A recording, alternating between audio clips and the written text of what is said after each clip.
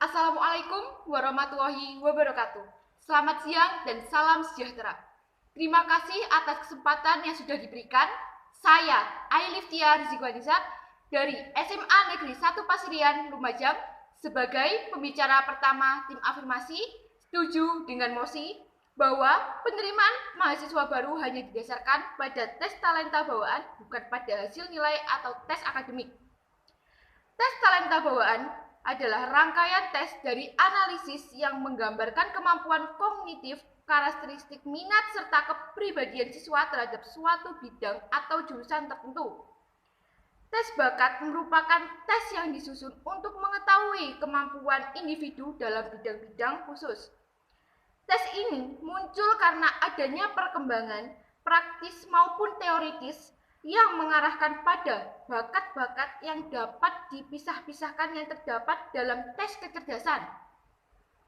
Dalam tes minat merupakan tes yang disusun untuk mengetahui minat seseorang berdasarkan sikap pada suatu jenis kegiatan atau pekerjaan tertentu. Contoh, satu negara yang melakukan tes bakat minat adalah Finlandia.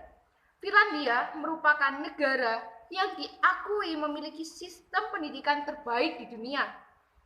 Dengan sistem pendidikan yang diterapkan, Finlandia berhasil mencetak pelajar-pelajar pintar yang dapat bersaing di kancah internasional. Di Finlandia, menerapkan tes bakat minat tanpa adanya tes akademik, siswa dikelompokkan berdasarkan potensi masing-masing.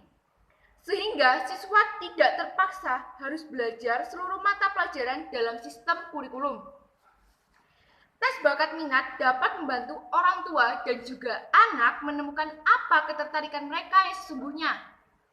Dalam tes minat bakat sudah ada prosedur yang dilakukan untuk menilai apa preferensi anak.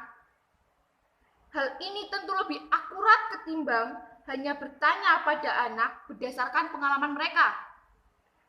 Dan orang tua juga bisa mendiskusikan hasil tes minat bakat dengan psikolog anak dengan menerapkan bagaimana antusiasme anak terhadap bidang-bidang tertentu.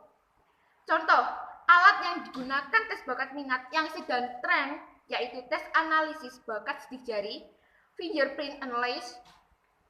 Tes analisis bakat sidik jari adalah metode yang katanya dapat menganalisis bakat kecerdasan, gaya belajar, hingga karakter seseorang hanya dengan melakukan scanning sidik jari.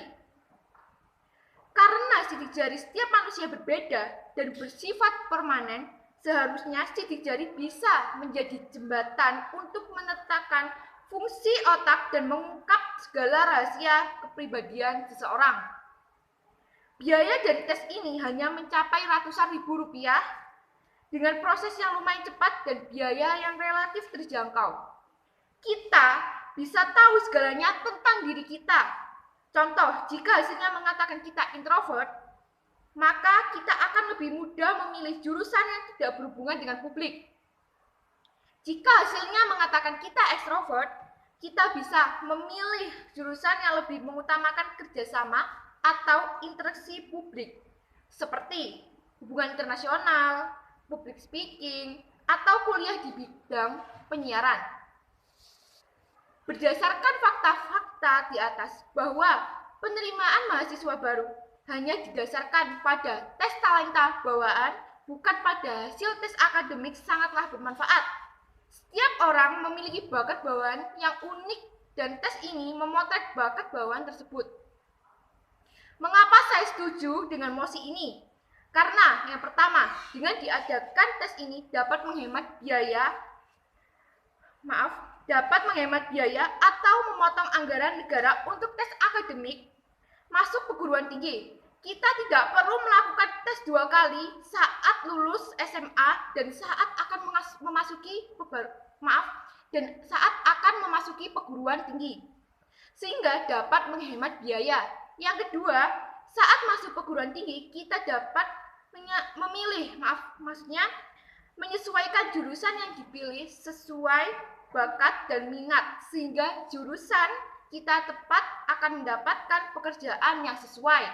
Yang ketiga, ketika pekerjaan kita sesuai minat, maka kita akan enjoy dan menikmati pekerjaan tersebut. Sehingga kita bisa bekerja dengan optimal. Yang keempat, ketika mengikuti bakat, maka kita dapat berprestasi di dunia kerja. Faktanya, negara-negara yang melaksanakan seleksi masuk perguruan tinggi tanpa tes akademik seperti Finlandia yang menjadi negara dengan sistem pendidikan terbaik di dunia. Jepang dan Australia memiliki kualitas pendidikan yang selalu menempati 10 besar di dunia. Maka dari itu saya setuju dengan mosi. Demikian argumen dari saya akhiri. Selamat siang. Wassalamualaikum warahmatullahi wabarakatuh.